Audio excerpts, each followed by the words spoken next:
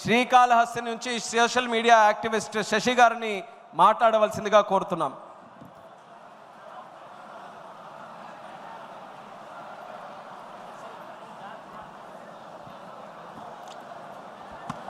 అందరికీ నమస్కారం. వేదికను అలంకరించిన పెద్దలకు ప్రతి ఒక్కరికి నా యొక్క హృదయపూర్వక నమస్కారములు. ఈరోజు కడప చూస్తుంటే ఒక పసుపుమయమైంది.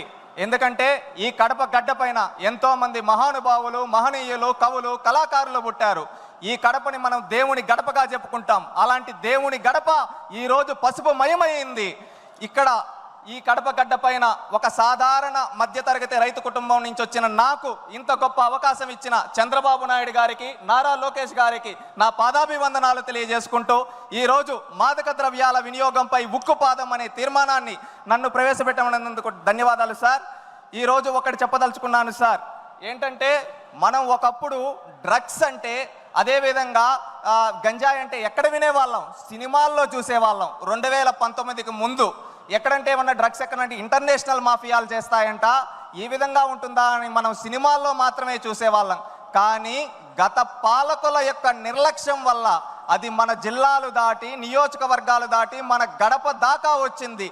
ఆ విధంగా ఎంతో మంది యువత గంజాయిలకు బానిసలై వాళ్ళ జీవితాలు నాశనమయ్యాయి. ఎందుకని ఈ మాట అంటున్నామంటే, గంజాయికి ఒక్కసారి బానిస అయితే వాళ్ళు విచక్షణ అనేది మరిచిపోతారు. ఆ విధంగా వాళ్ళు ఎన్నో తప్పులు చేస్తారు. దోపిడీలు, అదేవిధంగా దొంగతనాలు కావచ్చు, అదేవిధంగా మహిళలపైన అత్యాచారాలు కావచ్చు, బెట్టింగ్ యాప్స్లోనే ఎంతో లక్షలు అప్పులు చేసి సూసైడ్లు చేసుకునే వాళ్ళ వరకు యువత వెళ్ళిపోతూ ఉన్నారు.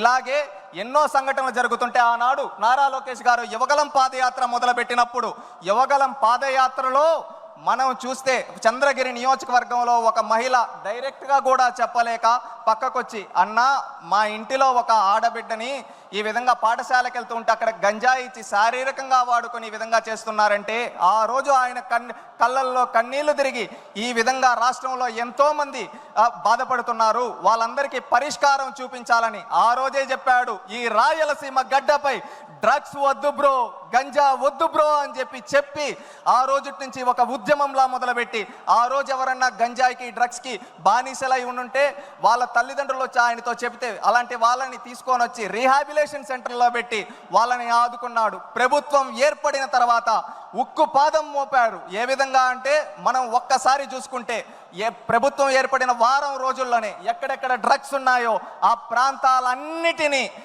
ఏరిపారేశారు. అదేవిధంగా ఒకప్పుడు 11,000 ఎకరాలలో గంజాయి పండిస్తుంటే ఆ గంజాయిని మొత్తాన్ని రూపుమాపి అక్కడ గిరిజనుల్ని మార్చి అక్కడ అరకు కాఫీ వేసే విధంగా తయారు చేశారు మన నాయకుడు.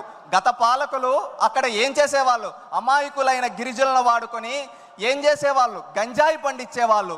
కానీ నేడు మన నాయకుడు అదే వాళ్ళ చేత అరకు కాఫీ పండించి ప్రపంచ కుబేరుడు వరకు ఆ అరకు కాఫీని అందించి మన గిరిజనుల ఖ్యాతిని ప్రపంచానికి చాటాడు మన నాయకుడు. అదేవిధంగా లోకేష్ గారు, ఇది మనం చూసాం, పల్లె వరకు వెళ్ళింది. దీన్ని రూపుమాపాలి. అది రూపుమాపాలంటే మళ్ళీ గ్రౌండ్ లెవెల్ నుంచే చేయాలని ప్రతి పాఠశాలలో ఈగల్ టీంలు ఏర్పాటు చేసి ఎక్కడికక్కడ దీన్ని రూపుమాపడానికి చర్యలు తీసుకుంటూ నిరంతరం పర్యవేక్షిస్తూ ఉన్నారు. ఈ విధంగా పర్యవేక్షిస్తూ గంజాయి రహిత ఆంధ్రప్రదేశ్గా గత సంవత్సరం రోజులో మార్చడం జరిగింది. ఇదే విధంగా నేను ఒక్కటి చెప్పదలుచుకున్నాను.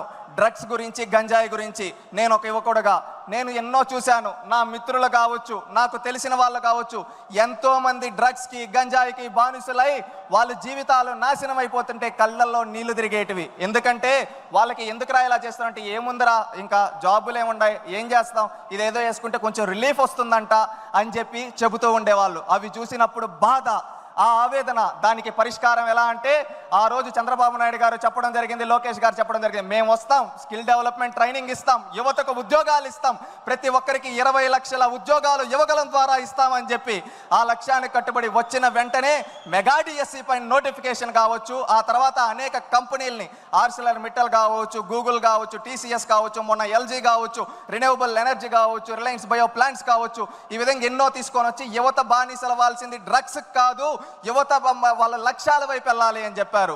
ఎందుకంటే మన దేశంలో అత్యున్నతంగా యువత ఉన్నారు. యువత తలుచుకుంటే ఏదైనా చేయగలుగుతారు, ఏదైనా సాధించగలుగుతారు. ఎందుకంటే యువత దేశానికి వెన్నెముక్క, రాష్ట్రానికి వెన్నెముక్క. అలాంటి యువత ఏదైనా చేయగలుగుతారు. ఎందుకంటే ఇది నేను ఒక చెప్తున్నా అంటే, ఒకటి 1990 రోజులు గుర్తుకొస్తున్నాయి.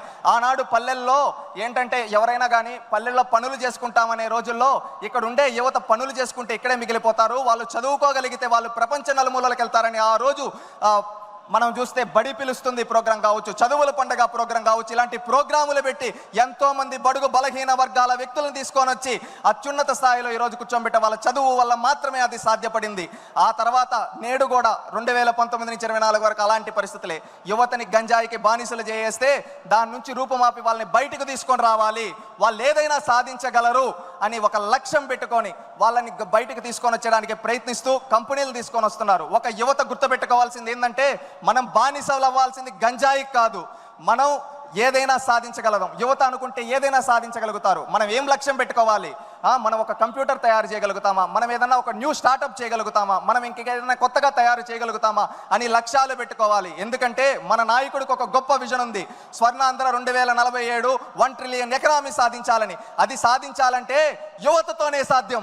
అది యువత ప్రతి ఒక్కరూ అది గుర్తుపెట్టుకొని మన నాయకుడు అడుగుజాడల్లో మన లక్ష్యాలు గుర్తుపెట్టుకోవాలి. మన తల్లిదండ్రులకు మంచి పేరు తేవాలి, మన కుటుంబానికి మంచి పేరు తేవాలి, మన రాష్ట్రానికి మంచి పేరు తేవాలనే లక్ష్యంతో ప్రతి ఒక్కరూ పనిచేయాలి. ఆ విధంగా పనిచేస్తే ఖచ్చితంగా మనం అనుకున్న 2047 స్వర్ణాంధ్ర విజన్ లక్ష్యం చేరుతుంది. ఆ రోజు తెలుగు వాళ్ళు ప్రపంచాన్ని శాసించే స్థాయిలో మన నాయకుడు కలగన్న విధంగా మనం ఉంటాం. ఎందుకంటే 2020 సాధ్యపడింది, 2047 కూడా సాధ్యపడుతుంది. డ్రగ్స్ లేని ఆంధ్రప్రదేశ్గా తయారు చేయడానికి ప్రతి ఒక్కరూ పూనుకోవాలి.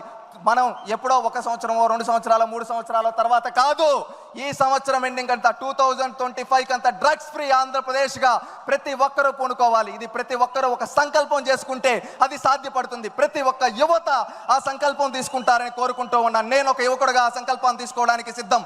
నేను డ్రగ్స్కి బానిసవను, మద్యానికి బానిసవను. నేను ఈ రాష్ట్ర భవిష్యత్తు కోసం పాటుపడతాను. నేను అనుకున్న లక్ష్యాలను సాధించడం కోసం ప్రతి ఒక్కరూ మనం ఎంచుకున్న రంగాల్లో మనం అనుకున్న లక్ష్యాల వైపు ముందుకెళ్తే మనం రాష్ట్రం బాగుంటుంది, మన నాయకుడికి మంచి పేరు వస్తుంది. ప్రతి ఒక్కరు చేయాలని కోరుకుంటున్నా. ఇంకొకటి సార్, నేను ఒక 2 ప్రతిపాదనలు చేయదలుచుకున్నాను. డ్రగ్స్ ఎవరైతే సరఫరా చేస్తున్నారో, తయారు చేస్తున్నారో వాళ్ళ ఆస్తులు స్వాధీనం చేసుకొని రీహాబిలేషన్ సెంటర్లుగా వాళ్ళ ఆస్తులను మార్చాలని మిమ్మల్ని ఈ వేదిక ద్వారా కోరుకుంటున్నాను సార్. అదేవిధంగా మనం వాట్సాప్ గవర్నెన్స్ చేసాం, ఎంతో అద్భుతంగా చేసాం.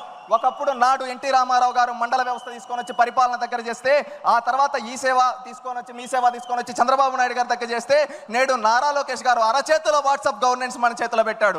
ఎంతో అద్భుతంగా పనిచేస్తూ ఉంది. ఆ వాట్సాప్ గవర్నెన్స్ ద్వారా ఇప్పుడు మనం అంటూ ఉంటాం సార్, ఏదైనా ఫోటో తీసి పెడితే ఎక్కడైనా పెడితే అది ఈజీగా తీసుకోవచ్చు. అలాగే వాట్సాప్ గవర్నెన్స్లో ఒక ఫ్యూచర్ అనేది మనం తీసుకొని రావాల్సింది. ఏంటంటే ఎక్కడన్నా ఎవరన్నా గంజాయి అమ్ముతూ ఉన్నా, ఎవరన్నా కల్తీ మద్యం అమ్ముతూ ఉన్నా, అక్కడ ఫోటో తీసి వాళ్ళ వాట్సాప్లో పెడితే అది మన దాని రెస్పెక్ట్ పోలీస్ స్టేషన్కి వచ్చి 24 గంటల్లో చర్యలు తీసుకునే విధంగా దానికి కూడా ఆలోచించాలని చెప్పి కోరుకుంటూ ఉన్నాను. మనం ఒకే నినాదంతో ఉండాలి, 2047 స్వర్ణాంధ్ర విజన్తో పాటు అదేవిధంగా డ్రగ్స్ ఫ్రీ ఆంధ్రాగా కూడా మనం గుర్తుపెట్టుకోవాలి. మనందరం ఒక లక్ష్యాలని నిర్దేశించుకుంటూ మనం ముందుకెళ్ళాలి. నాకు ఎలాంటి రాజకీయ చరిత్ర లేని నాకు ఇంత పెద్ద వేదిక పైన అవకాశం కల్పించిన ముఖ్యమంత్రి దైవ సమానులైన చంద్రబాబు నాయుడు గారికి, నా ప్రాణ సమానమైన లోకేష్ అన్నకి హృదయపూర్వక కృతజ్ఞతలు తెలియజేసుకుంటూ, జై తెలుగుదేశం, జై చంద్రబాబు, జై లోకేష్, జై జన్మభూమి. శశి ఒక ఐటీ ఉద్యోగస్తుడు, శ్రీకాళహస్తిలో ఒక రైతు కుటుంబంలో జన్మించినటువంటి వ్యక్తి.